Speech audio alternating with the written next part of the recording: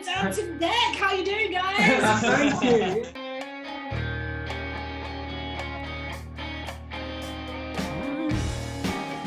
It's like watching a film, but then all of a sudden we're in a film.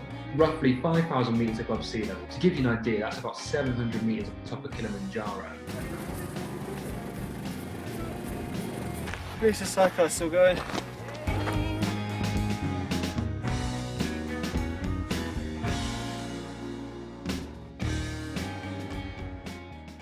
Hey, so we're back live. We're all here. Great film, guys. Absolutely loved it. Hey, Billy and Claudio, thanks so much for coming on live with us. How you doing, guys? Billy, how's it going over there? Very good, very good. Really enjoyed that film. A lot of good-looking people in it. I think it's worth pointing that out. Single guy with the grey hair, very attractive and available. Oh, by the way, look, did you see what I got? A little present from Charlie. I don't know whether you can see this. I'll just turn around. Can you see? Yeah, it came through the post this morning. He said, please wear it. I don't know what it's about, but I just said, oh, Charlie. And he said, you've just got to wear it. So I'm not sure there's any money in it, but I'm just wearing it like for my mate, Charlie Borman's. Like, so I don't know what the connection is. I'll leave that to you. But anyway, I'm here and that's cool. And I can see down at the corner here on my screen is this really cool guy, Claudio von Planta. Hello, Claudio. Hello, hello. How are you doing, Claudio? Where's your sponsorship, Claudio? Where's the sponsorship? Where's the jacket? Did you not get the jacket? No sponsorship ever. How's it going? I'm still, you know. Claudio, how are you doing over there? What are you up to? I didn't wash the shirt since our Kurdistan trip, so out of nostalgia, you know. You know, it's weird saying that. See that shirt there he's got on. He has got that. I've seen his wardrobe. Okay, in his wardrobe, he just has about 20 shirts, and they're all exactly the same. They're all. I was going to say, America. You have this pocket. You know, you have all this, you know, jewelry. You have all sorts of things in this shirt. You know, this is really cool shirt. You know, without that shirt, I'm lost. I'm absolutely lost. So funny. Love it. Absolutely love it. Do me. Yeah, well, either way, guys, yeah, thanks for coming on. Billy, I know you said a minute ago there you're the single man. Again, I am disappointed. I thought about an hour ago we got engaged and you've gone again back on your word, so that is disappointing, but never mind. So, listen, Reese, life moves on, okay? Just get over it, okay? All right, fine. So we've not only got the first engagement at the Armchair Adventure Festival, we've also got the first breakup, which is, you know, two things in one night. So there you go. But anyway, so guys, who people are watching now, obviously, if you've got any questions about the film, get them in. We'll start sieving through them and then answer them as we sort of go. I suppose I'll kick it off then. So I'll go to you first, Billy. I mean, heading to Iraq with Claudio von Planta. You know, you agreed to go. What are you thinking when you're sat on that plane heading out there? I mean, out of all the places to go, that is quite a unique place, right? Yeah, well, yeah, it was. Yeah, I was pretty anxious, and the thing is with Claudio, as you know, as Claudio's been on here before, and we've done the Adventure Film Festival before, if you like, the Armchair Festival, and you can get to know Claudio that he's pretty laid back. Not a lot of stuff phases him, like, you know. And just before we landed, we were just coming into to land. It was like very late at night. We've been tired, been flying all day, and sort of like via Turkey and everything. And he said, he leaned across to me, he said, Billy, maybe when we land, if there's any trouble at the airport, we just split up, and you go your way and I go my way. And I went, whoa, where did that come from? Like, nothing was said about splitting up. Nothing was said about being trouble at the airport, you know, and people were saying, oh, you're landing in the nighttime. That's a little bit dodgy, landing in the nighttime. And then he just leans, like, where did that come from, Claudio? You know, why did you say that? And then he says, he's smuggling something in. So there could be trouble. So it's best if we just split up, because if he gets into trouble, I can just walk on and we meet at the hotel. I didn't even know where the hotel was. I asked him the name of the hotel and he said, it's Hotel Hakta Bar. Hakta Bar? Where the frig is that hotel, like, you know? So I was terrified. Yeah, terrified. Claudio, how laid back were you? I mean, I know you've been to the Middle East tons and tons of times. So, I mean, did I look like a rabbit in the headlights, or was I quite cool? Yeah, quite anxious, quite anxious. He clearly needed a nanny. You know, he's used to the nanny treatment, and now suddenly he had to grow up very fast. Yeah. Be on your That's own. really, that's really funny. Claudio, remember what I said to you before we came on tonight? I want you to big me up, okay? Big me up. Don't let me down, dude. You know, don't tell people I was scared, anxious, and I needed a nanny. That's not the kind of, you know what I mean? I'm taking this off now. The Yeah, sponsorship. guys. Oh, here we go. There we are. Oh yeah. Oh. Oh yeah. Oh yeah, Distinguished. baby. And the sponsorship, the deal was only for 10 minutes. That was the deal, 10 minutes. So that's done now. He's after the prizes. After the prizes. Oh yeah. So how does the prize thing work? Tell Claudio, because he might be going in for it himself. Wow. Best dressed tonight, Claudio, wins 2 Oh. tickets to the ABR Festival. So I think you're up for it, man, with that shirt. Yeah. It's funny, we've got a comment coming that says Claudio still hasn't aged along with the shirt. And I think that's right. You do look the same as you did in the long way round. Which is that mountain air, man. That mountain air. Yeah, no, Exactly. by the way, mate, no offense taken. Like, you know, Claudio has an age. That's fine. No, it's fine. No, honestly, I'm not sensitive, you know? Really funny. So, guys, Claudio, I'm thinking this whole project, this Iraq trip, was maybe your idea, so to speak. What took you guys out there? Why did you want to go and make that film, Claudio? What was it all about? No, because over the years I did I just happened to do quite a lot of film in that region, northern Iraq, in the Kurdish region. I had amazing contacts there. My Kurdish friend from the UK, Kay, who is in the film as well, he was instrumental to actually, he was the reason why I ended up there the first time. The first time was 96, when he organized the smuggling of 4 brothers to the UK, from Iraq to the UK, and we did a undercover film for the BBC. So that was the very first time I suddenly started to learn about these Kurdish dramas and how much they are, persecuted and oppressed, and it's just like decades of nightmares. Yeah, pretty much since the end of the First World War, they just were kind of constantly oppressed, and it's just like one drama after the other. So over the years, more and more people try to escape and somehow immigrate to other countries.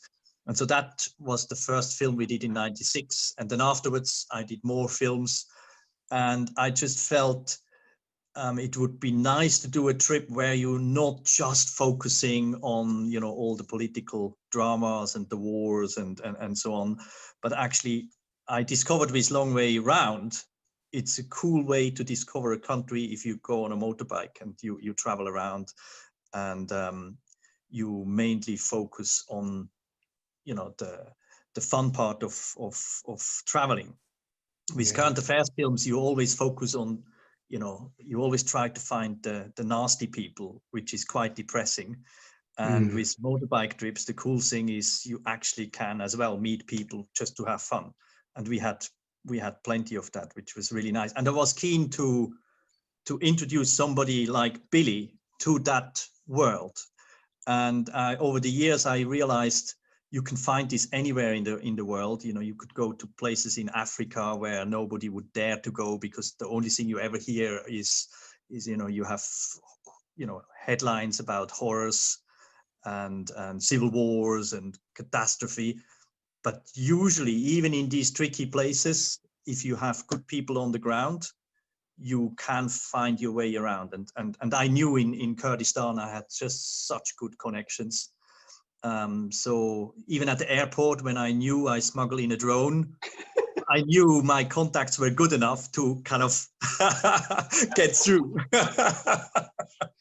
You could have told me. You could have told me about the. It was worth it for the aspect, shops. The day before or something. Just 10 minutes before we're landing, and I didn't even know the hotel name. I didn't know the fixer's name. I didn't know. Miran Day. How do you say his second name? Dizay. Miran, he's the key. He is the miracle man. He makes everything happen. And he was my secret weapon. Even with the drone, I just knew Miran will make it happen. No, it was him that sorted it out, wasn't it? When he came into the airport, like when he steamed in, and everybody was like panicking, and he was like shouting at everyone, and then Kay came in as well, the other fixer, and they're both shouting at all the security, and everyone's like fully armed, and these guys are shouting at them and saying, these are friends from England, they have special permission and blah blah blah, and everyone's going, oh well, have a Coca-Cola, you like Coca-Cola? And I was like, I was still, I didn't know Miran, I didn't know Kay, and I was still like, what the fuck is going on here? Like, it was just people shouting, and you know, even when people are nice to you, when they talk, Iraqi people or Kurdish people, when they talk in their language, for me it always sounds like they're shouting at you and being aggressive. Even when they're just saying hello and welcome to my country, it's like, it's like I was completely wiped out that night. I don't think we got to the hotel till about 2 o'clock in the morning or something like it. Quite late. It was pretty late, like, you know, and then I remember getting into bed at about, I don't know, 2:30, 3 or something, and then I opened the window and I was lying in bed thinking, wow, what am I doing? Like, you know, it's like so. And then I heard the call to prayer. You know, the call to prayer is on the big, on the minarets, on the big speakers. And it was like just outside the hotel. It was like, oh, no. And it was like really eerie. And I was like, oh God. I wanted to ring my mother. But luckily I had the best nanny you could hope for with that. Miran. Yeah, the currency, the one thing you need to know, the currency for Miran is just whiskey. So every time you go there, you need to bring a bottle of whiskey and then you're fine. Deal is done. Deal is done. Miran, by the way, for those who are wondering which one he was, remember when we had to meet the security people up in the mountains, and we went, and I was like quite scared, like thinking, oh God, here we go, security again. Wants to know why we're here and what we're doing, you know, in northern Iraq, and what, you know, why are we on police motorbikes? And he was the local head of security for the region, and he invited us for a cup of tea. And it's like Ireland, they always have tea. You know, everyone has tea before, you know, and we got there, and the whole table was full of booze, like whiskey and beer and wine, and it was like 9:30, 9:45 in the morning. In the morning, yeah. Yeah, and everyone just started drinking, and I said, oh, you know, we're riding the bikes, you have to be responsible, and they were going, hey, yeah, you're on a police bike, you do what you want, and so we all started to and Miran was our driver. He's the one at the end of that little sequence. Miran is like downing, like, I think just the 15th pint or something, like, you know. Yeah, and he was the driver, exactly. That was so cool. It was such a fun time. It was, you know, it was so, on the one hand, it was a little bit scary for me, but at the same time, it was so interspaced with really, really cool experiences with people, with the local people, you know, and the fact that we had Kay, Bahar and Miran, they were introducing us all the time into families and different organizations, and we were always meeting people, and, you know, people were just unbelievably, it really put my anxiety at ease. My anxiety was getting less and less and less until we got to Mosul. That's when it came back up again. Yeah, it looked pretty serious, man. The shots down the machine guns. Oh, really, the helicopters line there. Like, we're going down the road on the bikes, on police bikes, and even Claudio, I remember you saying when they gave us the police bikes, and I said, can we take the police stuff off? Like, can we take all the sirens and the blue lights and the big sign? But can we take all that off? And we'll put it all back on again. They said, no, you have to keep the bikes the way we give you them and all. And then Claudio leaned across to me and he said, Billy, I think we're going to die. That's what he said. Because we had no real idea whether they're out in Mosul and that, whether if you see a police bike, is that like a target? Is a police bike the enemy? Or is it, hey, hi, police? We had no idea. Jeez. And so we were coming towards Mosul to the front line, and there was helicopters, you know, going low, like 20 feet from the ground, and we're riding on the bikes thinking, I'm looking at helicopters thinking, are they all of a sudden just going to go?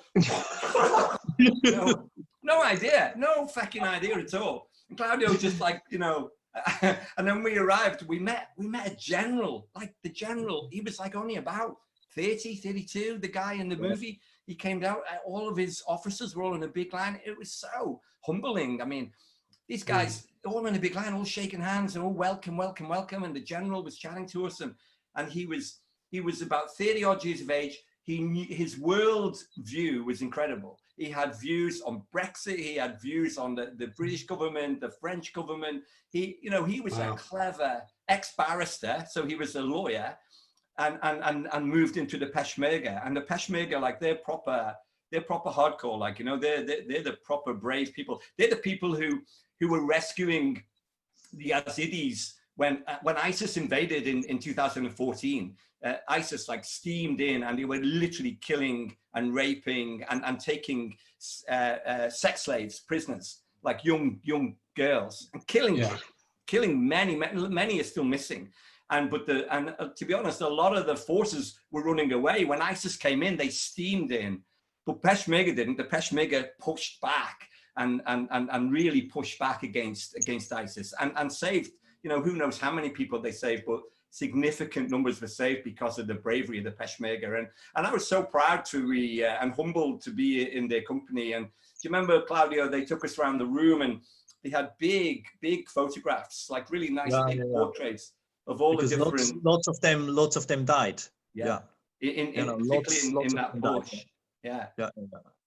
And they were very, very brave. And, you know, of course, they had some support from the coalition, and you know, they had special forces were on the ground there, and everybody always denied it, but the American special forces and British special forces were on the ground, and I think at the time everyone was very grateful that the Peshmerga, the Kurdish people, were quite grateful for that support.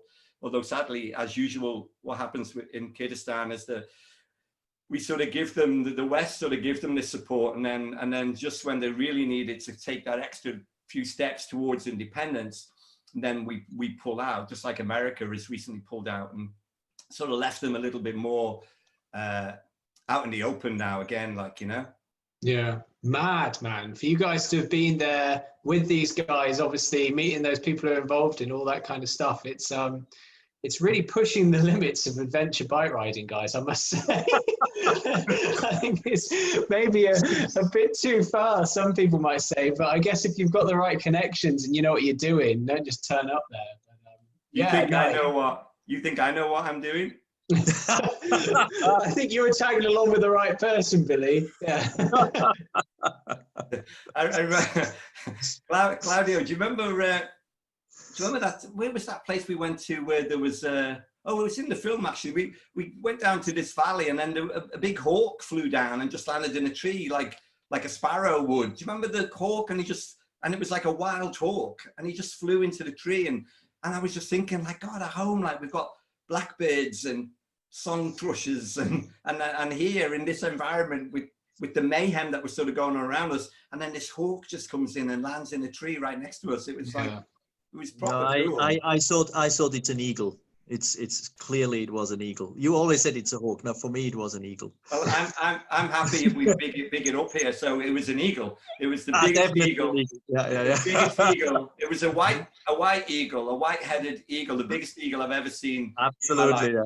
And it picked up 2 young children while we were there and flew them to the nearest airport. I think that's where it went. Yeah. So Claudio, tell us, I'm sure curious that I see Switzerland had a referendum. There was a big referendum in Switzerland about pulling out of some of the EU kind of connections that they had. How did it go? Today, I don't know, I haven't listened to the news, but there's always, you know, I think all over, you know, the industrialized rich world, it's a big debate everywhere about immigration and refugees. It's a global thing where obviously people in messed up countries, they try to find safer places, and from my point of view, can't blame them if you are in a war-torn country which is like for decades just clobbered, and you have one massacre after the other, and invasions left, right, and center. How can you blame people that they want to get away? Particularly the Middle East is one of these areas where it just goes on forever. And then eventually sensible people, anybody with a brain would try to get somewhere else safe. And so within Europe, the context of Europe, Switzerland is obviously one of the areas where people try to get, because the standard of living is quite high in Switzerland compared with other areas. And so the immigration is quite, quite substantial. I remember when I was at school, primary school, we have a population of 6 million in Switzerland, and today it's over 8. Wow. So massive. So it's a huge increase.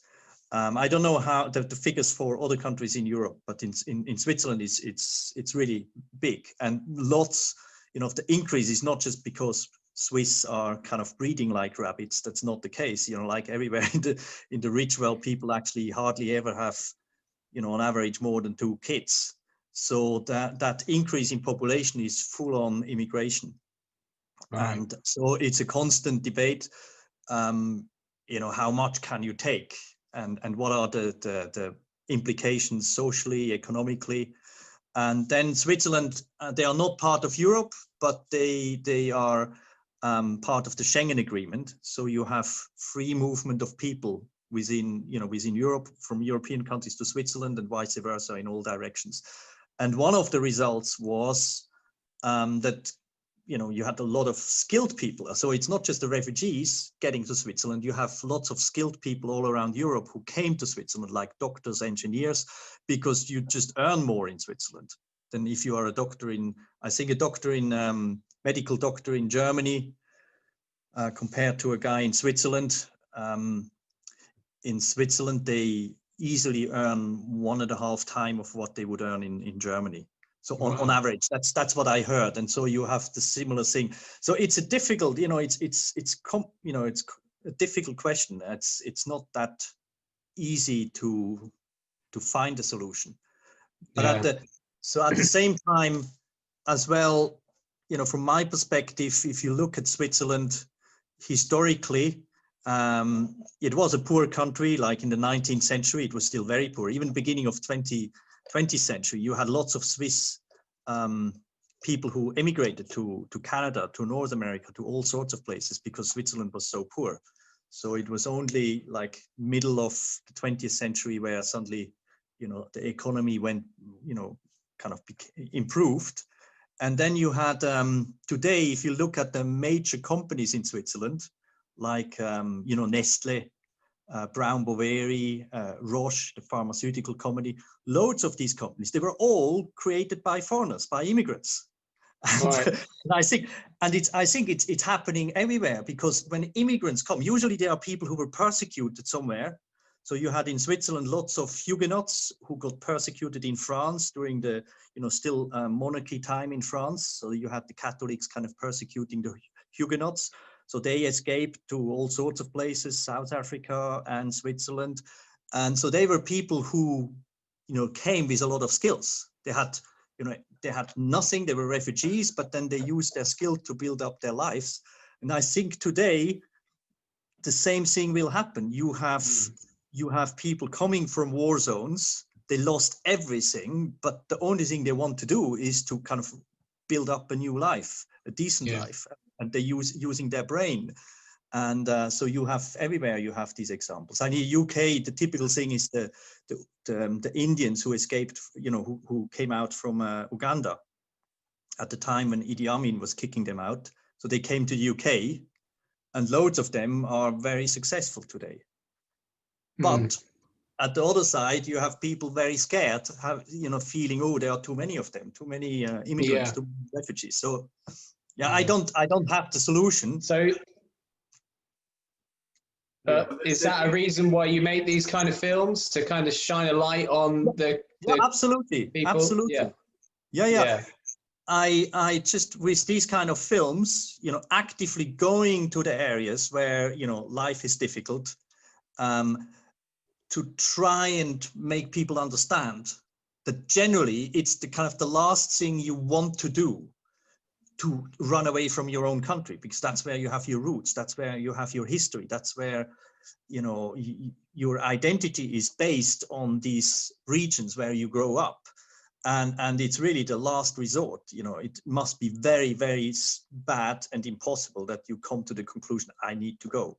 And therefore, you know, I'm always in favor of helping people who come from these places, because I feel generally these are actually, you know, positive forces. And it's not like parasites who try to kind of come and abuse the system wherever they end up in a richer place. I think generally I'm confident that they are more a benefit to economies generally everywhere. Yeah. I'm sure you always find the examples. You always find examples, of course, where you can see people abusing the system, whatever. But my feeling is generally it's more a positive force. So Switzerland referendum results are in, and Switzerland voted to reject the end to free movement. So the referendum was to end free movement, and that's being kicked out. So Switzerland has still got open Schengen borders. So that's a positive thing, I think. So I don't know what the result is of the 62% in favor of maintaining the current status quo. Yeah, which is amazing. Pretty good. Yeah, that's really really impressive. You know, with these figures in mind, you know, like 30 years ago, 6 million people, today 8 million. And most of the addition are foreigners. And so the Swiss population still votes 65% in favor of these kind of new trends that you just start to mix up more and more with people from other countries, from other cultures. Yeah. So is it, obviously, when you head to these places and you're filming and, you know, showing people, like you talk about in the film about, you know, like refugees and sort of like the living conditions, is it not really challenging to sort of film these sort of things, like, I don't know, from like officials and that sort of stuff? Is that stuff you have to be concerned of, like authorities in these countries, and you're trying to make a film and that sort of stuff? Does that come into play in consideration, or is it something Claudio doesn't follow rules. Claudio doesn't follow any rules. The amount of times that we had people with machine guns saying, no cameras, no cameras, no cameras. And Claudio just carries on. And I'm saying, Claudio, maybe we should stop. And Claudio says, no, you keep talking. And Claudio's like this, filming. And the guy's going, no camera. He's throwing the drone up. Usually, you know, I have this rule. Usually, if you get arrested and thrown into prison on a shoot for your film, then you know you're on a good story. So,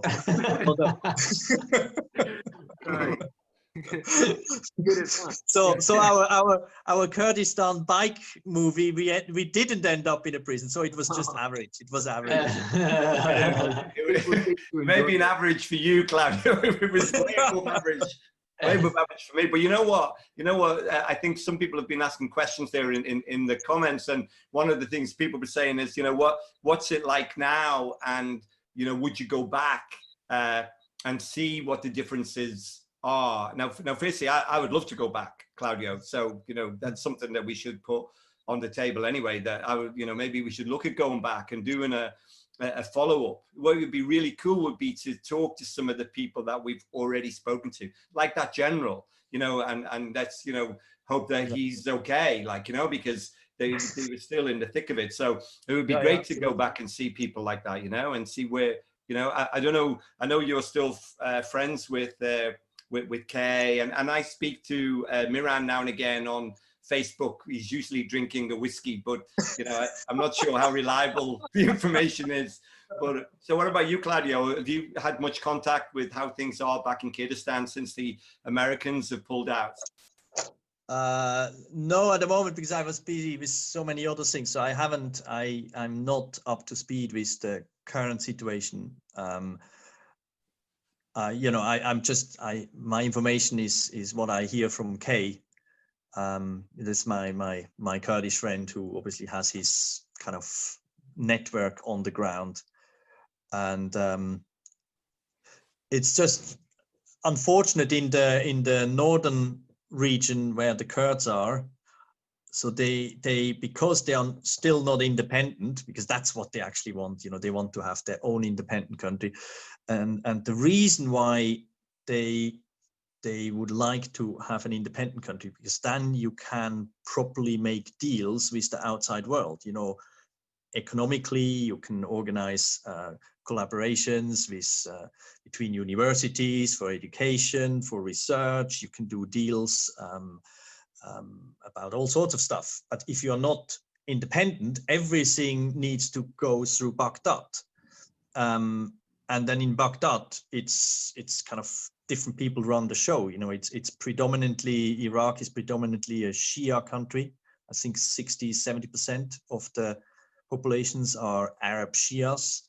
And so because they are the majority, they always dominate the government in Baghdad, and therefore the Kurds, even though they have somehow an autonomous status, but when it comes to business deals, they can't really do much, and that's why they never ever get ahead. They never get out of their kind of tricky situation. Yeah. I think there's a very cool, I've just seen a comment come in actually, but there's a very, very cool TV documentary series called Once Upon a Time in Iraq. And it's a five-part series.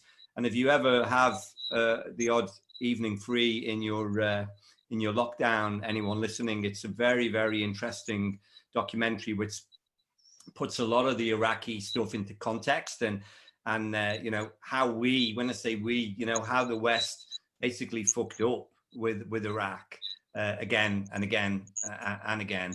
And you know, if you look back at some of the history of Iraq, all the way back even, you know, the kind of immigration that we see coming from the Middle East, from Syria, from Iraq, from Kurdistan, you know, you can't, as Claudio said, you cannot blame them, because we have made so many mistakes in there historically, from the very beginning, right back to the very beginning, like First World War, you know, with the collapse of the Ottoman Empire, and then the Middle East was there to be cut up by mainly the French and the British at the time. And you can cast it right way back to then and see why there's been a mess there ever since. There's been a mess there ever since, you know, 1918. And you can look at it when you're sitting there in Iraq, when you're sitting there, when we were in the marketplace, we got told we planned this big ride. I think it's at the end of the show, of the documentary. We planned this big ride. They've never had a motorcycle ride, a procession, a parade, if you like, through Erbil, which was amazing. And they were getting advised not to do it because it would be an ideal opportunity for a suicide bomber, an ISIS attack. Absolutely. An ISIS attack. And we were all there together. And I remember having that meeting in the hotel the night before. We all got together and said, look, security have been on and said, this is a very risky thing that you guys are going to do, because we've already put it out through all our network, through Kay Bahar and through Miran Dizai, and so everyone was coming back saying, yeah, we've got dodgy illegal bikes that they shouldn't really own, big motorbikes, but we'd love to do a parade. And so everyone and Billy with a kind of a nice blonde girl on the back, you know. That's just the way I roll, Claudio. Do you know what I mean? That was about. So who would have been the first target for ISIS? You know, no helmet, blonde hair, me no helmet, no gloves. It was just like. I remember having that meeting and we said, well, what the fuck? We've fucking said it now. Let's do it, you know. And you know, we can't go back to everyone and say, look, we've been told there might be a dodgy thing, so let's cancel it. So we just said, let's go for it. And anyway, the point I'm making is, when I was in that marketplace, it was a busy, crazy marketplace, and everyone, it was just crazy, like typical Middle Eastern kind of marketplace. And I just cast my mind back to the history of it all, like, because some people are walking around, it looks like you could have been in the 12th century. Some people are walking around in robes, and there's chickens and goats and everything. Like, don't get me wrong, Erbil is a pretty cool, advanced, kind of gorgeous city, by the way, but in the marketplace, it just felt like Jesus could have walked past, you know, I swear, Jesus could have walked past with 7 or 8 blokes, or is it 10, 12? No, that's Snow White. Is it Snow White with the 7 or 12 people all behind him? And I tell you a great book. In fact, I brought it to show people. if you ever get a chance, this was recommended to me by Claudio, and I read it sort of in preparation for going to visit Kurdistan, and it's called A Line in the Sand by James Barr, and it's the whole history of the Middle East, not just Iraq, but the whole history of how it all got cut up at the fall of the Ottoman Empire, and how it was all divided up, and clearly just to succinctly say, it was all divided up for money, for wealth, for oil, for access to oil, and that was 1918, and it hasn't changed. Like, it so hasn't changed, all of the trouble in Iran and Iraq, in the Middle East, in Israel, has all got the roots in us, the West, wanting to cut it all up for oil and for money and for power, and nothing's changed. Claudio, is that right? Nothing has changed. Yeah? So I wonder whether it will change once we get away from the oil.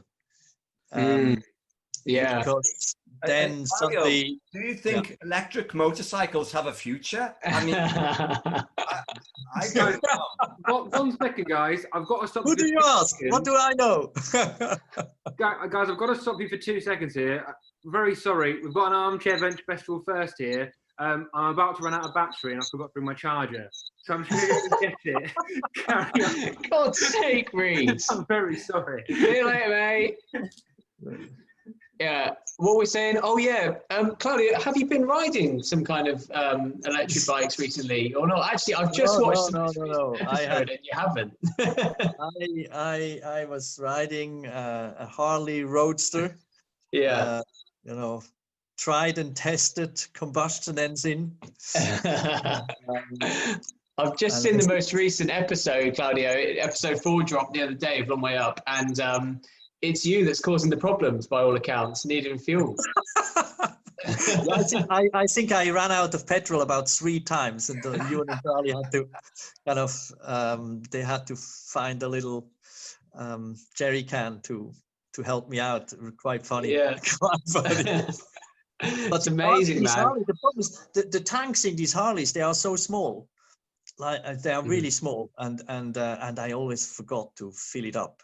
And then once, for a while, I bought the extra jerry can, and had it on the back of my bike, but it got nicked. So that's the problem, it just gets nicked. So your parts in there, and overnight it's gone. So always blaming. It was quite funny that everybody thought it's all about charging worries. Where can you plug in the electric bike? But I have problems with my fuel as well. Yeah, it's really funny. No, it's brilliant though. The Long Way Up. I've really been enjoying watching it, and obviously you're the guy behind all the shots, and it is so well shot. That drone stuff you've been doing, honestly, it made me want to get back out on the road and travel. So thanks, man. It's really very cool. Did you enjoy shooting it? Was it a good? I got really addicted to the drone. It's such a cool toy. It's really, really amazing. Yeah. Because the moment you go up there, you start to discover new things which you couldn't imagine if you are just on the ground on your own, and it's so easy and practical. And I had one of these DJI Mavic drones which you can fold up, so it's quite small. It was easy to have it on the bike, and it obviously it added a completely new perspective. Just technically it's possible today. And enjoy it very much.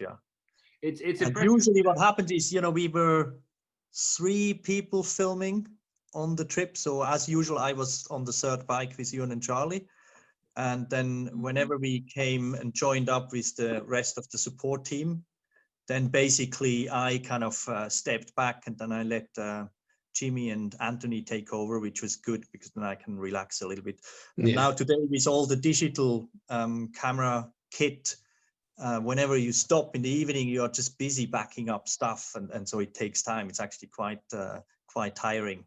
So I was quite happy that sometimes I could hand over to Jimmy and Anthony to, to have a little bit of a break. Which is relentless today with digital filming, and you just go on the little memory cards. You just tend to film more and more and more, but then you as well, you have to digest more, and it takes time. So it's a new form of marathon. Yeah, for sure. Claudio, when are we going to Nigeria to do our Boko Haram documentary? That's it. You said you have some good friends there. I have good friends. Some of them are watching. Some of them are watching tonight. So yeah, that's it. They'll be saying, "Come, let's do it." Never mind, Charlie. You with me now, Claudio. Okay, Charlie's over. I would love to see that. I would love to see that. Go careful, Claudio. Don't do it. He's a dangerous guy, that Billy. Don't go anywhere with him. By the way, while we're on, because me and Claudio are talking about bits and pieces, but if you remember the billyandclaudio.tv. So if you want to spread the word about the documentary that some of you have just watched tonight, if you go to billyandclaudio.tv, billyandclaudio.tv, it will take you to Claudio's pay-for-viewing kind of Vimeo. And also, if we do Nigeria, a trip to Nigeria, which would be really, really cool, or if we did go back to Kurdistan to find out how things have hopefully changed in a good way or whatever, that's where you would find anything that we do. Yeah. One thing we chatted about, and it'd be interesting to get feedback on this while we've got like a live kind of thing. Claudio, one of the things we had on the table we were talking about last year, and it fizzled away in many respects because of you doing long way up and things like that. But is we had this idea where we would take people, me and Claudio would take people to Africa, to Southern Africa, and we would do some riding, but the whole purpose would be a boot camp to learn how to film your own adventure. So the whole idea would be come and spend some time with Claudio von Planta and Billy Bike Truck in Africa, using my skills, if you like, as the safari guide, because I'm a registered guide over there, and using Claudio's immense skills as a very experienced, award-winning filmmaker. Slave trader. And then we would have a week there, or 10 days, 7 days, 10 days, where you would come over. We would do riding every day, but we would do seminars each day with Claudio. And we started working on it last year, and we both got pulled off into different directions. But I'd be really interested in feedback from people, whether they'd be interested in that as an idea, to spend some time with Claudio, learn about filmmaking, get some of his backstories, but more importantly, learn, because Claudio is very much a fly on the wall filmmaker. He's, I put you in a particular unique position, Claudio. You're the guy who gets every shot. When other people fall into the conversation and fall into the activity, and then the shot's missed, but you don't. Even when we had trouble, when we had occasional trouble at borders and that, where it was anxiety, not borders, militia roadblocks and things like this, where it's a little bit scary and a little bit. But Claudio right away says, "This is what we need to film. This is the trouble." That's where it starts to become interesting. and that's the kind of thing I think people could learn from Claudio about where the action is and how to do it. So maybe we can pull that back together again, Claudio. Yeah, everything is possible. Claudio, are you happy to work with the smaller guys, or has it got to be a Ewan McGregor now and a Charlie Bowman? I don't know. No, I don't care. I'm if there is a cool story, some interesting new things you can learn about countries, about different cultures. I find everything exciting. Yeah. That's my driver. Guys, that sounds like an interesting thing, fellas, but I am a bit worried about you two training people to do stuff. I don't want to be promoting you guys sending people to the front line in Mosul, to be frank. So, yeah, you didn't get that advice here at the Armchair Adventure Festival. It's been good chatting to you guys. It really has been so much going on the feed, and really good to catch up and everything. But yeah, I guess really we should kind of wrap it up and say a huge thanks for coming on. And there's loads of questions. We could talk all night, but we can't. What I would say, Billy, if we can get Todd to put that website in the feed for us. What was it again? Billy and Claudio, was it .com? Was that right? Or .tv. .tv, sorry. There you go. Yeah. So Todd, if you are watching, you haven't wandered off to make a stir fry or something. Billy and Claudio.tv. If you can put it in the feed for people when you've got a second, that'd be fantastic. Yeah. Cool. Guys, thank you so much. That was awesome and a brilliant film, and that was a super interesting chat afterwards as well. And I'm very sorry about my charger. I don't know what I was thinking. Yeah, well, thanks so much for coming on, fellas, and hopefully we'll see you at the next thing. Maybe you can come back in the winter, November, and chat to us again about what you're up to. God knows where you'll have been. So yeah, enjoy the rest of your nights and have a few drinks and that. Enjoy your party, Claudio. You're having fun. And yeah, Thank you very much. Very cool. Brilliant. Cheers, guys. Really appreciate Thank you. it. Yeah. Catch you later. Bye-bye. Bye. Okay, great. So yeah, that was obviously Claudio and Billy's Q&A. We had the Kurdish movie on at the last film night. That was a lot of fun. They've got a lot of energy, those guys, mate. And yeah, I thoroughly enjoyed it. I do have to apologise again for needing to plug my computer in because I've lost charge. I was pretty silly. But overall, That was it was a fun night. ridiculous. Yeah, it was. Yeah, and obviously, you can still watch a Kurdish movie, not through us, but through. Is it Billy and Claudio .tv? .tv. Yeah. Yeah. Okay. So if you want to watch that film, it's a corker if you missed it. Did you enjoy it, mate? Yeah. I did really enjoy it, mate. I was really surprised when you hadn't charged your laptop, though, to interview probably the modern day's most like iconic cameraman. Yeah. One of the biggest guests we've ever had on, Yeah. and you didn't charge your laptop. Yeah, it was a nightmare, really, wasn't it? But There you go. anyway, Also, mate, just a little update. We raised £1,138 that night for the Really? November Foundation. So, yeah, that was well good, done. wasn't it? yeah. Yeah, that's huge one thanks to donation. Tom Ferry, who tipped us over the edge with a whopping £200 donation. Yeah. He Horn was pretty tipped us drunk as past well, that. wasn't he? So Yeah, I think he was, yeah, but he said it's a cause he feel passionately about, so fair play to Tom. yeah, great. And yeah, raised £1,138, so happy days. Hopefully we can do more stuff like that in the future. Lovely stuff. Well, Cool. there you go, mate. Well, in that case, what we'll probably do, we come to the end of the content now because we're gearing up to the next festival in November. Obviously, have got another film at the end of this month, which will be fun. We'll be releasing more details in the next couple of weeks. And maybe we'll also bring back before then the chat we had with Henry Crew at the film night as well, which was a lot of fun as well. So there you go. Yeah. Yep. And also, mate, any other stuff going on? Not ready, to be honest. No. Okay, then. All right. Well, that's it from us. Cheers. Cheers, guys. Catch you later. Bye.